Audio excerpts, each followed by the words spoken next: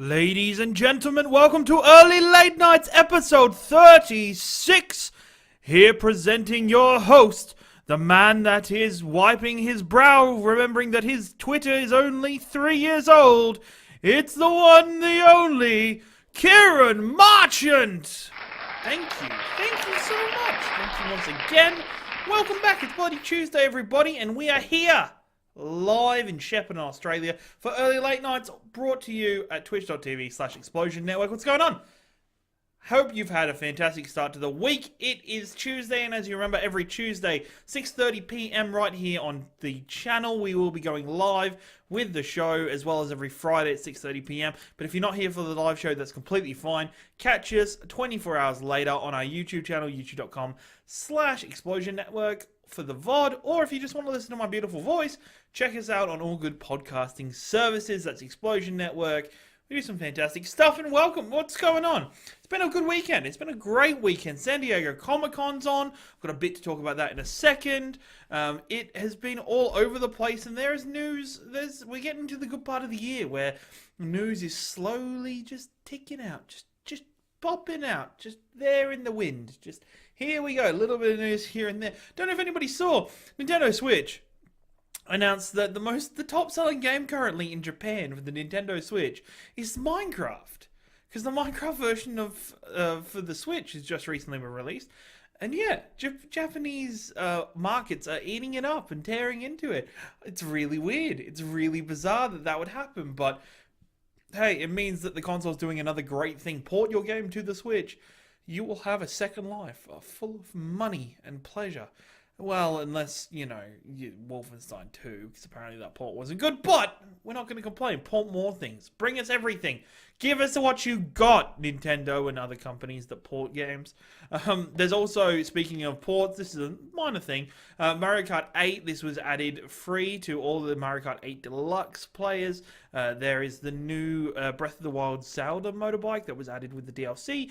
Now appears in the game that is free for all players, so make sure you check that one out. Grab that ride around the track. One of my favorites is truly the Zelda track on Mario Kart. It's my favorite track out of the 8 Deluxe pack. So it is fantastic. And also, non-game related news, but it's big enough, and it's come from earlier last week, so you've probably heard about this, but it was confirmed. Star Wars Clone Wars, the animated series, is getting a season 7. The internet is rejoicing. I bet Dylan is rejoicing. I had a chance to talk to him because he's dying a slow and painful death due to sickness. But it is fantastic to see and fantastic to watch him take part and to watch this show come back. It is pretty well known that during the 6th season, when the show was cancelled, the showrunners had another arc planned, and now they get that chance to put this whole arc in for season 7, so it's going to be fantastic, and I'm excited for that. But hey, just wanted to fill you in because it was good news and I needed to talk about it. I'm excited. On tonight's show, we will be diving into the latest Spiderman trailer from Insomniac at the San Diego Comic-Con, as well as talking the latest in esports news, going through the up-and-coming release of No Man's Sky next, as well as for the end of the show, I will be going back to the table. That is right, Tales from the Table, going through some D&D topics, going through some events at my D&D table last night, and what stories and what tales and what lessons, that's the word I'm looking for, what lessons we can learn from them, because I think there's a lesson in everything we can learn. So I hope you enjoy the show. Thank you for joining me. Let's dive right in. Let's dive right in for Spider-Man. Spider-Man by Insomniac. This game was already looking good. This game was already looking absolutely fantastic. It looks like Insomniac are putting a lot of love and care into it, and we just got this little love tap. And honestly, I was already excited, and it came out, and I put it up last week that we had the new Sony, like the PlayStation Pro console for Spider-Man that looks amazing, looks really nice. I love the controller for it. But then we got this trailer, and boy oh boy does this trailer look amazing. And it reminds me of the spectacular Spider-Man series that was running throughout the early 2000s. Because it had this fantastic thing where, any villain could show up. Any superhero could show up. Anybody could be a part of this story and that world. And And this is reminding me of that. With the amount of villains they're showcasing so far, I'm super excited. I really dislike it. And it annoys me with the movies, and especially a lot of the movies have to center themselves on one villain or two villains tops. Spider-Man for me is having this whole clusterfuck of villains just everywhere. Ashley says give you Spider-Mans already. I'm completely agreeing with you. I am so excited for this game. We saw Mary Jane. There's been some changes to the Mary Jane character model that sparked a little bit of controversy across the internet. We saw more Miles Morales that is working more closely with Spider-Man in the game. We saw a new villain, a Silver Saber, which is obviously somebody working to bring Spider-Man to justice, to stop being a vigilante. Vigilante, man, it's always a massive topic in superhero stories. But God, this game is so good. I'm so excited for it. And there's already been like gameplay released, and I refuse to watch it because they've already got me sold on this game. This game is exactly what we want. A lot of people are disappointed that we haven't seen Miles in his Spider-Man suit yet. And honestly, I don't need to see him in that for this game. I'm just excited for him to be a part of it and for him to be a part of Team Spider-Man. I love how this trailer is cut together like a movie trailer with, different scenes that don't really match up being put together to try and fool us into thinking something different is happening, to try and make us confused. It seems there's going to be a subplot about Mary Jane sneaking in and getting close to Oscorp. It makes me so excited for this game, and I'm really pumped to get into this. It looks like the love and care that Insomniac has put into the game, it really shines through. There's a lot of details in each villain's costume, in the way it's talking, it's just, it blows my mind. It absolutely, I could probably talk about Spider-Man, and I can't wait. I'll probably be streaming it the entire time I'm playing it, unless I move my PlayStation out there to make it look even prettier. Even, it's got the Kingpin, as we just saw in the trailer that's flicking through. It's got so many, and I only wanted like a small handful of the villains. I would have been happy with a small handful of villains, small collection of the villaininis to come through. But boy, oh boy, did we just getting the whole lot. We're getting a whole gallery of villains and thieves and rogues, and I'm so pumped. So excited. And this, you know what, it's a good time to be a Spider-Man fan. Moving away from games, there is the Spider-Man, I can't remember the full title of it, but the Other Dimensions, the cartoon animated movie that's coming out. That looks fucking fantastic and excited, and I'm glad to see Gwen Stacy involved and Spider-Gwen. There's some good shit happening if you're a Marvel fan, and especially if you're a Spider-Man fan. I hope you enjoyed that trailer. I don't want to see any more of this game. I don't need to see any more. We are a little bit over a month away from this. So we shouldn't really be seeing anything more of this game. Stay on the down low. Just pick it up on day one and thank Insomniac for it. Thank them and just enjoy it and just be a part of it, because it's going to be good, and I want more. I want more of this crap. Alright, I'm going to stop gushing over Spider-Man now, because I'm a big Spider-Man nerd. But, moving right along. Esports. If you haven't watched the show before, I love representing esports and bringing more esports into the gaming news environment, because at the minute, there's always seems to be a bit of separation. A bit of, normal games, esports. Games, esports game. Let's do it together. Let's do it all together. Fucking bam. And that's where we're up to. It's starting off this week. We're going to kick off with a bit of Fortnite, and hate Battle Royales. I don't want to go. I sound like a stuck record, but it's the truth. So, Fortnite, and this leads me to a point a bit later, but Battle Royale tournaments are growing even more and more. I'm seeing more of them. I'm seeing more streamers competing in them live.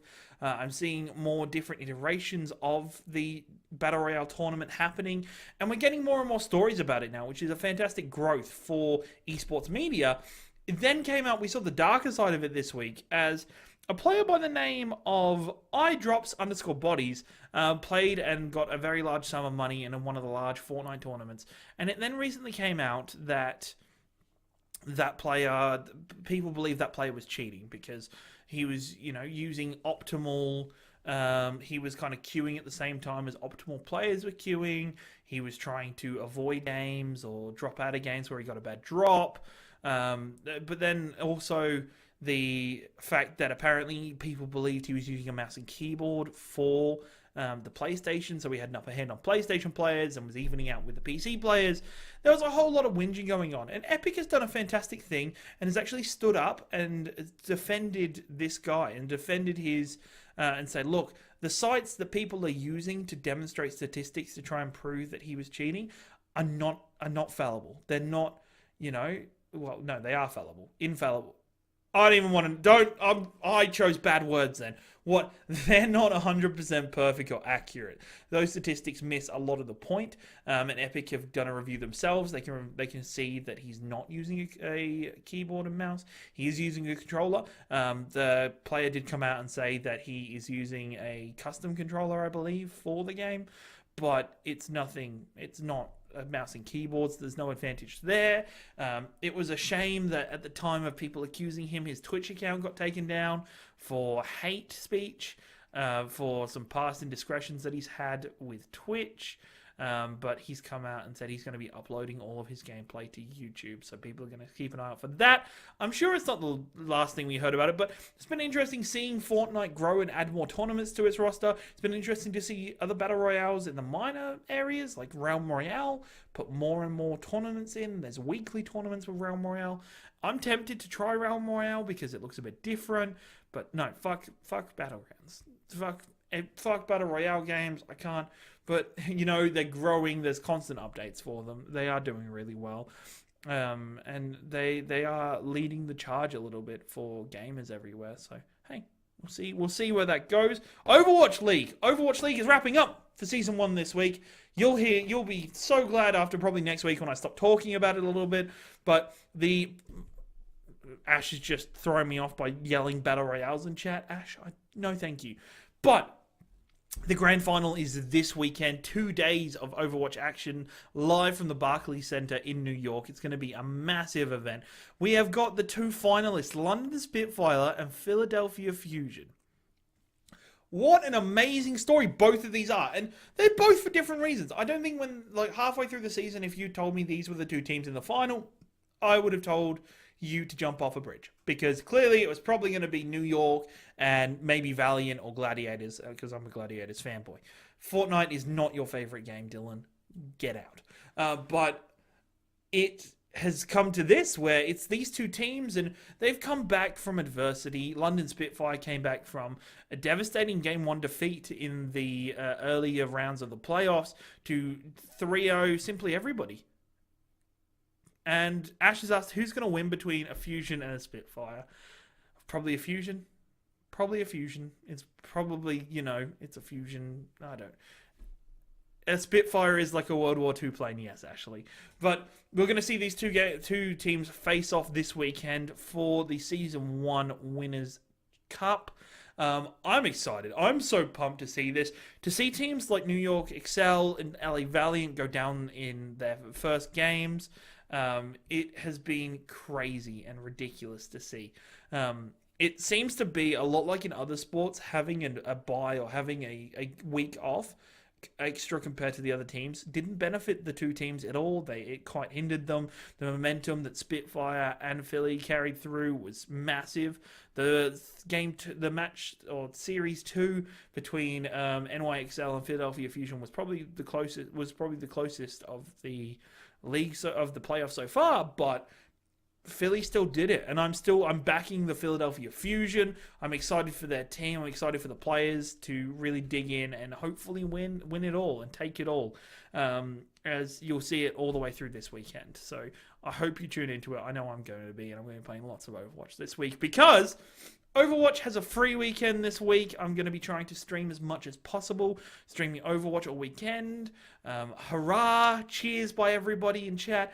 I'm going to try and stream as much as I can Overwatch this weekend. If you want to try Overwatch that you've never played before on the PC, because I'll be on PC, I might download it on a console at some point and play it on a console maybe. But if you want to test it out and come hang out with me, jump in chat, message me, send me your BattleNet, and we can jump in and play some games together. That runs all this weekend. There's also going to be Hammond available, the brand new character, which makes me think that later this week, probably Friday, there's going to be an update, or today, because today is update day. There will be an update with Hammond coming out, and Hammond will be available to play. So I'm pretty excited. Maybe the Fusion will fuse with the Spitfire. I predict a draw. Ash, get out. Just get out. Overwatch as well. The Overwatch League app has been under a little bit of fire lately. A little bit of fire because it actually recently, I don't know how, but they bugged it and they released more statistics than they've ever released before. And a lot of them are hidden statistics from the Overwatch League that players aren't supposed to be able to see, like critical hit rates, amount of kills and how each member of each team provided towards that kill, how much healing is done per thing. Silly Blader hamster, my god. And to say, so that was released and many players were rejoicing over this. They were loving it. The app increased in downloads extremely quickly. There were bots being created to kind of gather that information and to try and show who was the better players by statistics. And then Blizzard came out and said, that was a mistake. That was a problem. We don't want to release those stats. We'll take them back. So the app has now been updated, so those stats are no longer available. But it was a big swing. Big swing, no ding by Overwatch and Blizzard. If you want to send me through any esports news, send them through to @yourboyringo on Twitter or mail@explosionnetwork.com if you want to email them to us. And so I can talk about them on each and every show. Esports is a growing media. One of the last things, actually, quickly before I go, I almost forgot. Melbourne, Australia, the Melbourne Esports Open. I will be there at least this Saturday for that event. It has recently been announced there is an open tournament and a free play tournament for Forza 7. So if you want to try out Forza 7, go along. It's going to be there on the floor to try out and really dive into and dig into. And remember, I've just been reminded by Michael, join our Explosion Network Discord. The Discord link is on our Twitch channel down the bottom. Just join that. Hang in. It just reminded me of a couple of things, but hey, thank you very much. Going on to our third topic for the night. And I was confused. I wasn't going to talk about this. And then I watched this trailer and I was like, bollocks.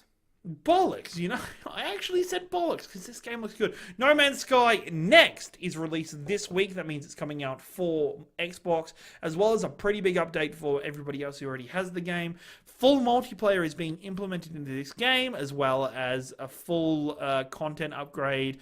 This game looks so much better. I love the character models that for some reason, why have I never seen those character models before? It looks so much better. It looks crazy better. And that frustrates me. I already have it on PlayStation. There's a good chance I'm going to re-download that shit and play it on PlayStation. A lot of people have been saying that No Man's Sky is good again, and this is the game that should have come out. This is the game that should have come out when this game was originally released, when it went to the fucking dogs.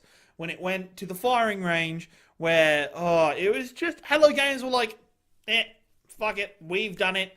We've not given you anything we promised, but here you go. Here you go. And I understand the game is a big development. I understand a game like this was a huge thing. And, procedurally generated. It was going to be a massive thing. It was going to be huge. It was going to be really hard to run into your friends. And then it was found out that you couldn't run into your friends. And I'm not rehashing that. I'm not rehashing that stuff. But does it deserve another chance?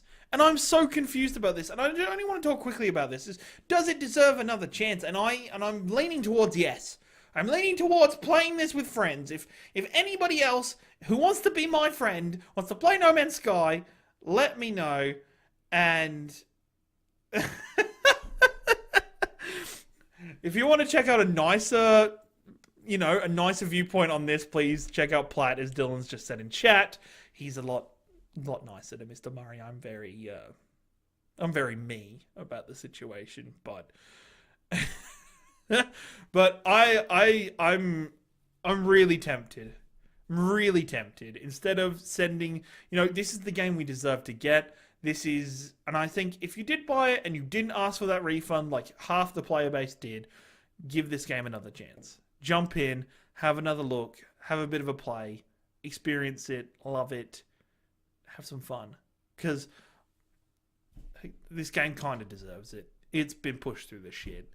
It's at a point where it was scum of the earth in many people's eyes. So, have some, just enjoy it. Give it its dues. That's all I'm going to say. But let's go on to the final topic of the show. This is called Tales from the Table, or Tales of the Table. Something along those lines. As here on the Explosion Network, we never know the titles of our own topics. There is bits and pieces that I always like to cover. And I run a D&D game on Monday nights, which is what's stopping me from coming on Platinum Explosion at the moment. That I run this D&D game and I'm loving it, but I'm learning so much as a DM from this one game. And I've been a DM now for 10 years and doing different bits and pieces from this.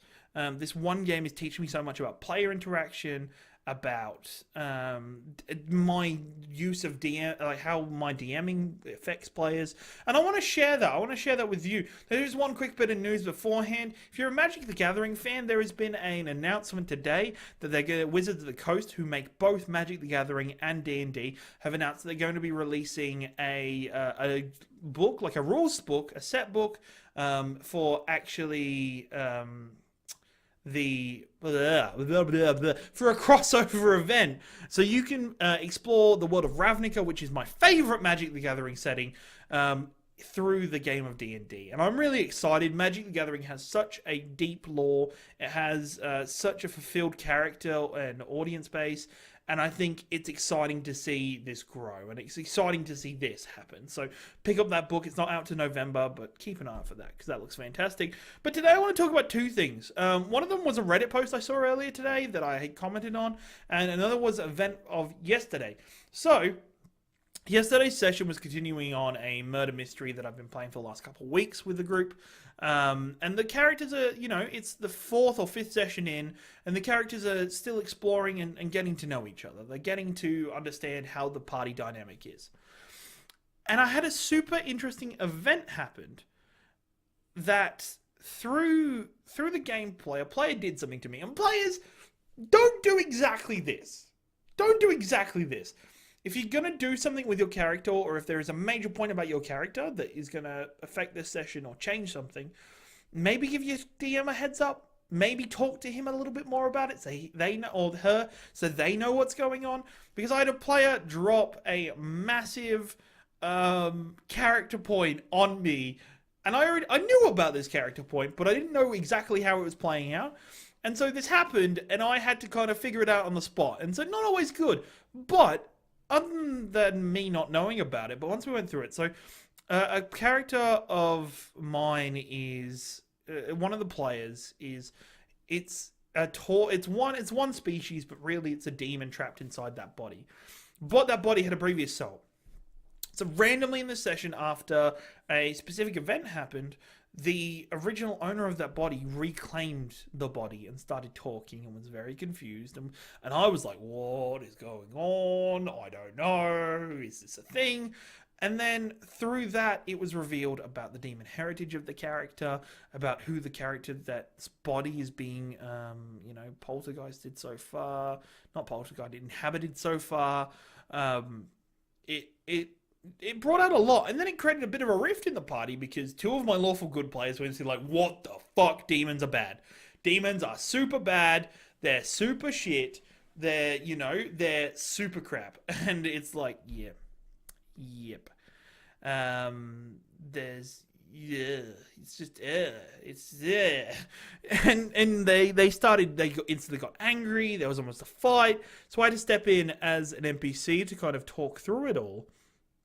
And to give them the lowdown on it. And it took a little bit, and the players started to come through. And the two players, like the two lawful good players, stormed out. There was a big development. But for this, I was very impressed with my players just kind of taking the session for themselves. Like taking this section of the session and busting, like pushing this through. Like actually having these character moments, having characters be angry. Play through the moments. Don't just accept something because it happened, to be angry about it. The two lawful good players had a sword fight because of it. One of them was, more tilted, more angry, while the other one was just, was starting to see the good in everything. And so it's created this interesting dynamic in the party where some players are trying to, interest trying to interest, not interest, trying to understand what's going on for the demon player, while the other two were the one on his own is just kind of been like, I can't, we can't do shit about this. I'll let you be in the party, but uh, uh, yeah, and they don't make those noises, but it's uneasy at the minute. But what I wanted to bring the story up for was understand that as a player, the session is yours. The DM is there to facilitate a world. Play the DM story. Be interested in what he's doing, but remember that don't feel the need to rush. Don't feel the need to avoid doing something that your character would do. Don't feel the need to cut down on the section because you can tell the DM wants to do something else. Do what your characters would do and have moments through that thing. Take the session by its horns and these guys had a big conversation. There was a lot of developments in character, and it took a good hour and a half of the session. And it wasn't my plan. It wasn't what I was DMing, but I facilitated that. Always remember that D&D is your game. It's your story. Don't let anybody else. Don't let the DM railroad you. It's your thing. Always keep that in mind. And the second one, I wasn't even aware of this until a couple hours ago. There was a post on Reddit that a player had come out and he was quite angry. This player was very angry because he just lost his character. And they were playing a Tomb of Annihilation playthrough. Well, it was homebrewy, but it was still Tomb. The big plot point of Tomb of Annihilation is if your character dies, you can't be resurrected because the big bad collects the souls and takes the souls in. So a player lost their character after a situation where a man solitary in a room said something along the lines of, "To go forward is death." And that's a bit riddly. It's a bit mumbo jumbo-y. Pretty much, if you go forward from this point, you're dead. You're dying. You're fucked. And this player then wrote in the Reddit post that, I need to insight check this, I need to perception check this, I'm going to do all these checks. And then couldn't understand when he rolled really high on all of his checks and the player, motioned through and the DM told him that he seems like he's telling the truth. Nothing too special about this room. Nothing too special about the door. And the guy walked through and his character died because he walked through that. And it was impossible for the rest of the players. And this guy was angry. This guy was upset. And I understand that. Don't let anybody tell you that you shouldn't be upset about your character dying. Your character dying or being upset about something in the game, being angry about something in the game, it shows that you're enjoying the game, you're loving your character, you're invested. If you are annoyed with the DM for the next hour, that's a good thing.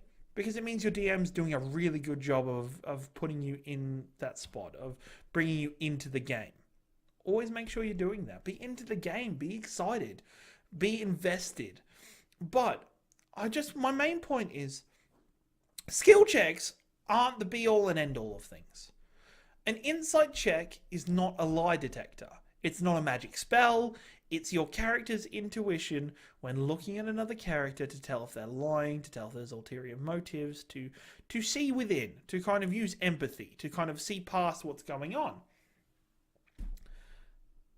But it's not a lie detector. And this is the main thing that this person was angry about, was that even though he did all these checks, he didn't get any information. The guy said, I'll insight check him. Is he telling the truth? And the guy's like, yep, yeah, he's telling the truth. And he is. He's telling you if you go forward, you will die. He told you the truth.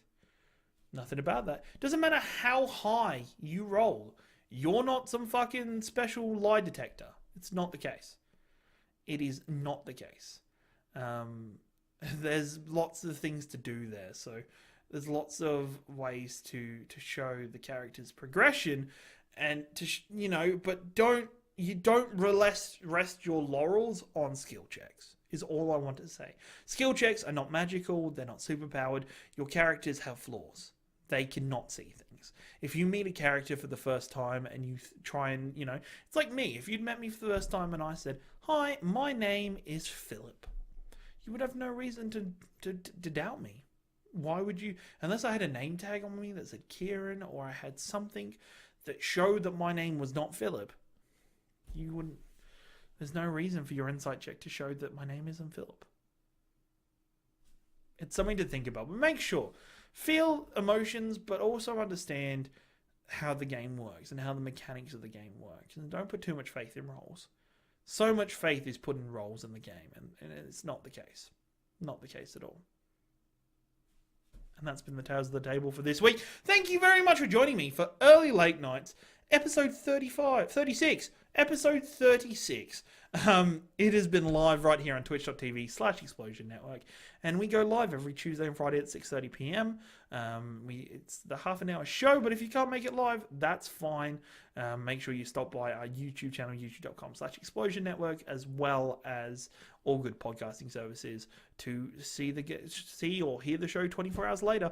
If you want to be involved in the show, tweet at me, at your boy Ringo, or at Explosion Pod. For anything Explosion Network related, go to explosionnetwork.com and make sure you join our Discord. Thank you very much for being here. You're a fantastic human being. Hope you have a good week. I will see you Friday, or maybe earlier for more streams. Who knows?